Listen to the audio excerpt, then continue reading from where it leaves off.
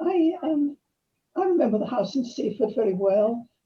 Raymond he appeared unusual because he didn't go out to work in the day like other people's fathers, but he was teaching. He went out at night to various places around Sussex teaching WA students.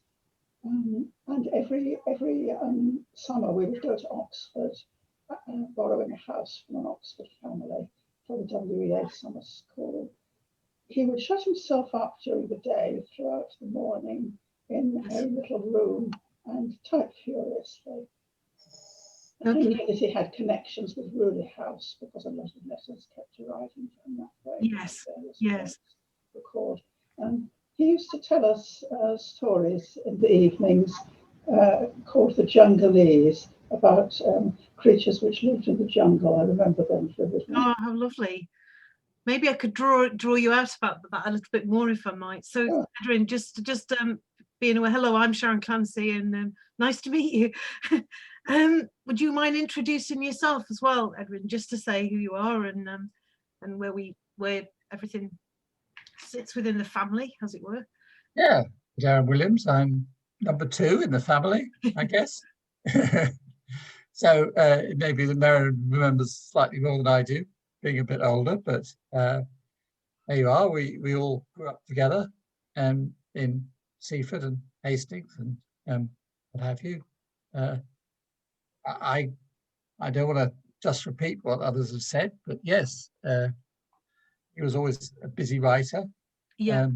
We were definitely kept quiet in the mornings to avoid disturbing his rattling away on a small portable typewriter. I didn't quite get into the computer age in those days. I guess we didn't have a totally great appreciation of the significance of what he was doing, apart from occasionally we would meet famous characters around the place. I remember Stuart Hall and Dorothy Hodgson. I remember all sorts of people like that. I guess as children, it passed us by. Yeah, exactly. You don't really, I don't think you appreciate what's going on, do you, in that respect when you're a child? No, I think we appreciate political things rather more. Yeah. I remember a virtually life-size picture of Harold Wilson on our front gate in, presumably that was 64 or 66. Yeah. I was enthusiastic about Harold Wilson. And so, yeah, there was a lot of political commitment there.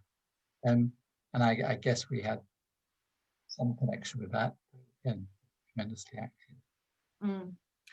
That's an interesting one, actually. Can I come back to that? Because I'd really like to explore the political element, if I may. Okay. Just sorry, Ros. I don't know if you want to pitch in or if you just want me to kind of keep you posted or whatever. I don't know how you want to do it. Hello. Hi. I mean, I was 10 when Raymond died, so I haven't got much to say, I'm afraid, but I'm interested to listen. Yeah. Madawc Williams, also first name Gwydion, but I tend not to use it. Youngest of his 3 children, born 1950. Born in Seaford, I have memories of Hastings, where he was living for a time. Then 1 year in Oxford and then Cambridge. You're saying, well, I'm doing the normal things as a father and quite a lot of the time at home.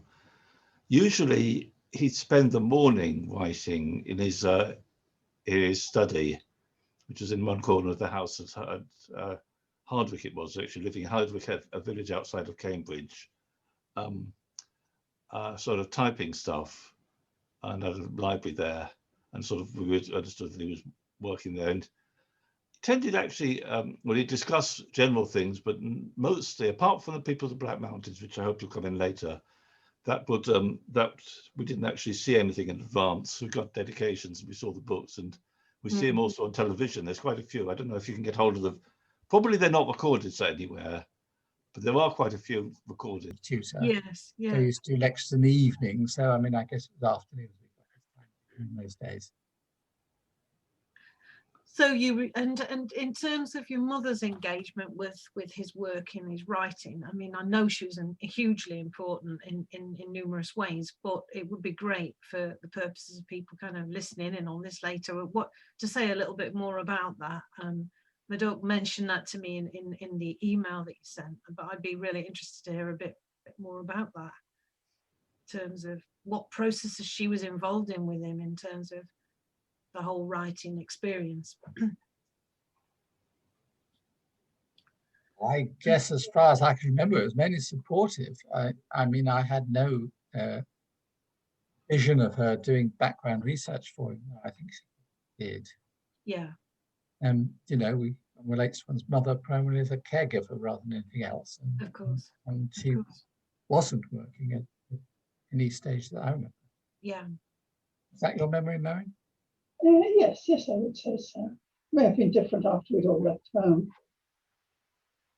I think some of the attitude. I think she also said there's a lot of her attitudes. Well, she said that she actually got him focused on not being too negative, that he could be very angry at the time when she first encountered him and needed to sort of calm down and put things more clearly. And attitudes. Well, both had the basic socialist attitudes. And in fact, an interesting thing, they met in Cambridge because my mother was actually was an undergraduate at the London School of Economics. Yeah. And sort of thanks to Hitler, that was moved to Cambridge. So I suppose, well, we don't need to be grateful, but it's probably because of Hitler that we come to exist. So that must be true of a lot of people born in our generation. But anyway, yeah, certainly they met. And I think she was actually working in a shop, even though despite, I suppose she wouldn't have been a rich family, because she got into a supportive role because her father had died and she, as the eldest, was doing a lot of supporting for sort of a largish family. Oldest daughter, yes. It sort of rather took over from that and supporting him. Now, as for such, I don't believe she did any except for People of the Black Mountains, where definitely she did go and look stuff up, which she said it was stuff that any graduate could do, but it was sort of very valuable to do. And having a vision as a black, that was her role, at any rate. Well, she also once stood as a Labour Party candidate. We were practically the sort of absolutely tiny Labour Party branch, and she didn't get it. She didn't win, but it was something we tried once. Oh, that's interesting. An attempt for an independent role for her, but it didn't actually work out. I think it says in one of the first books that almost co-author, and I suppose attitudes then were rather negative, and they've continued to be rather not taking female writers seriously. Which is the case of J.K. Rowling in the modern world.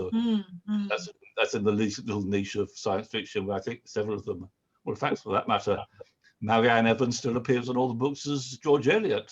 Exactly. So I think, yes, probably nowadays she certainly would have been listed as co-author, and there certainly might have been he had to actually make his reputation and at the time. And so anyway, that's how it was. She did get a bit frustrated thinking she could have had a career of her own, but she did the supporting work.